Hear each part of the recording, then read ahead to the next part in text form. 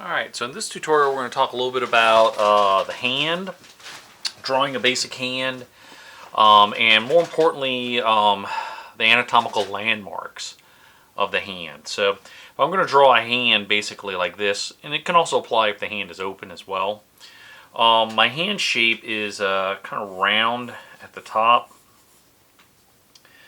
comes down to like a wedge like this, and then and it's not really a long wedge, but I want to come down to account for the thumb, and then come over for the wrist, and then kind of not straight down, but just kind of round it out, because your hand, well, is round. And so if I'm to draw like from the corner here, that would be like my pinky, that would be my index finger, and that would be my thumb. So essentially you'd be doing this at this point. So some of the landmarks. Alright, so we'll start with knuckles. Your knuckles go along the back here, so that's your knuckles here in your hand, on the back of the hand. And as I bend them, you can see that the knuckle actually kind of goes over a little bit. So I'm going to draw my knuckle, and it's going to go over a little bit. And then I'm going to make sure I'm drawing 4 of them on here. And again, I'm trying to make them all about the same size. Sometimes you can draw a guideline to help you. If I divide that in half, then that's where my next knuckle is going to go. And that's where my next knuckle is going to go. So. And then the next step is going to be, of course, drawing some of my fingers in. And even though I drew them at the edge of the lines here, technically your finger goes in the middle of that circle. So my pinky goes here, and my index finger goes there. So I'll erase those lines. And also, if you want to draw a knuckle for your thumb, because you've got a thumb that goes there, knuckle again can kind of go over it, and then the thumb actually splits that. So. Alright, so in drawing the finger, each finger should have 3 sections, and the heights of the finger is where most of the anatomical landmarks come from. So, with my 4 fingers, I have an index finger, middle finger, a ring finger, a pinky, and a thumb. So when you hear me refer to those index, middle finger, ring finger, pinky, and thumb, it just kind of helps you remember those kind of things. That's what I'm referring to. So your second finger, your middle finger, of course, is the longest finger. So we'll draw that as my longest. And then we have my forefinger, my index finger rather. It kind of stops about halfway at the tip of the middle finger.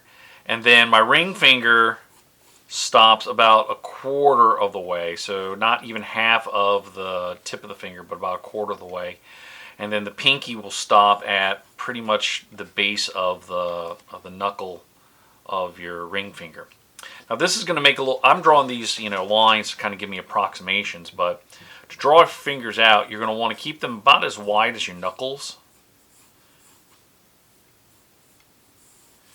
You want to keep them kind of like cylinders.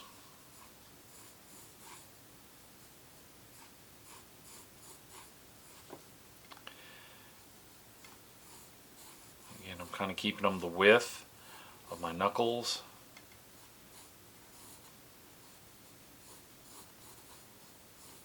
And it's okay if you have that little divot where the pinky is, because you can see there's a little divot for when the pinky goes in and then the palm takes over from there. Alright.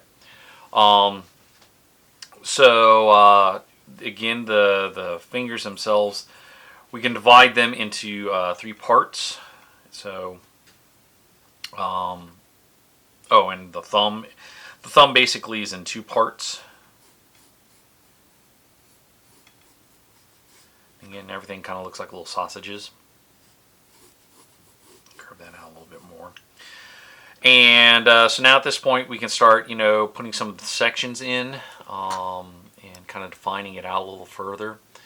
So as we said before, each finger is the width of the knuckles, which is why it's kind of important. And then there's also some webbing in between them, so that's why it's important to not make your knuckles touch one another.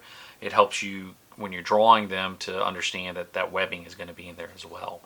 So, like I said, each finger is divided into 3 sections. So, index finger is usually about here. That's where the next knuckle starts at, and just like these guys. Except he's going to be a little bit more even on both sides. And then the middle finger's knuckle is going to be just above that guy. Just above it. And my knuckle half on even on both sides. My ring finger is going to fall just below this guy, but still above my index finger, so usually right about there. And then my first pinky knuckle is usually about the halfway point. There. So that's my first section right there. And then I can start putting in the second section. And the second section again is, it's pretty even. So right about here. And you wind up with basically 3 even parts. And, I may have mentioned it. If not, that's how you divide it up, is that each finger is divided up into 3 even parts. So you just got to kind of take it and divide it evenly by 3. So this part will be one shape, even. Alright, so my next knuckle, there's my knuckle from my index finger. And then my middle finger, that knuckle is going to be this, is the halfway point. So right about there. Can actually go a little bit lower. And then my next knuckle is going to be just a little bit below my ring finger, middle finger rather, but higher than my index finger. And then my pinky knuckle is about the halfway point between my ring finger, so it's right about there. So we'll divide the thumb up. The thumb is typically divided into 2 parts, so you take it from here, divide it by 2, right about there. That's my knuckle for my thumb. And then, I usually come back and double check my landmarks, that the tip of the index finger falls about even with that section of the first section of my middle finger. The tip of my ring finger falls just under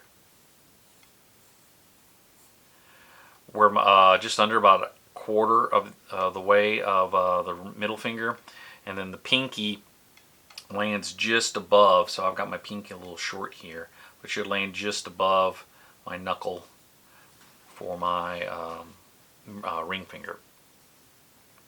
Alright, and so it's at this point that you can start kind of filling everything in. When you start filling it in, the fingers, they bend in towards the knuckle and then they kind of wave. It's like a wavy line almost. So it's straight and then it waves in between, it crowns over the knuckles, and that's where your wave is. The crest of your wave is over the knuckles. And of course we have the webs of my fingers. And you don't have to do it too pronounced. It's usually not that pronounced because when it is that pronounced, it's like a low body fat. So that's like an elderly person, something like that. So I'm just kind of doing it really pronounced so you can kind of see it. And here.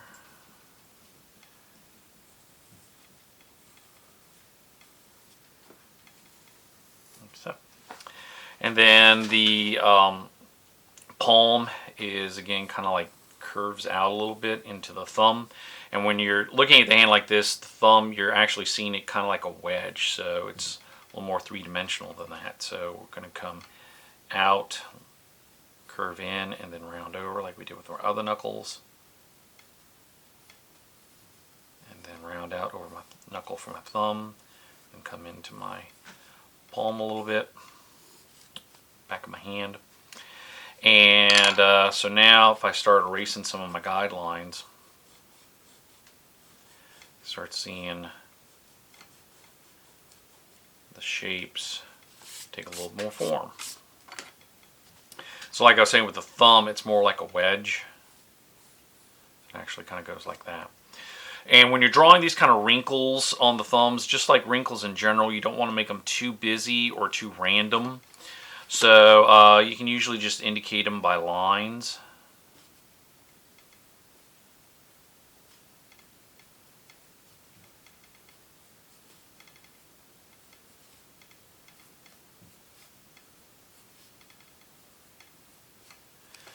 Same thing with my thumb here. And your fingers, of course, go into the back of your hand, so sometimes you can draw the knuckles like this. And there's usually more of an indentation of a tendon here. But that gets a little more advanced for us. You know, the webbing of the hand, the thumb goes into that, so sometimes we get some folds of flesh in there. And then of course drawing the thumbnail, the fingernails go past the edge. You draw a little bit past the edge. And they curve and they don't go to the edge of your shape.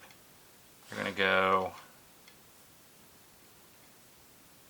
see, I'm leaving a little space on each side of it.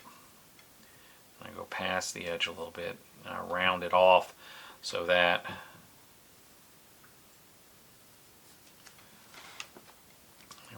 then you have tendons that go past that rest on top of the knuckles that help with the bending and the flexing of it. But and then here I might have a little bit of flesh, not much.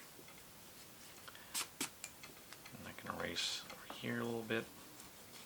Webbing for my hand and round this up.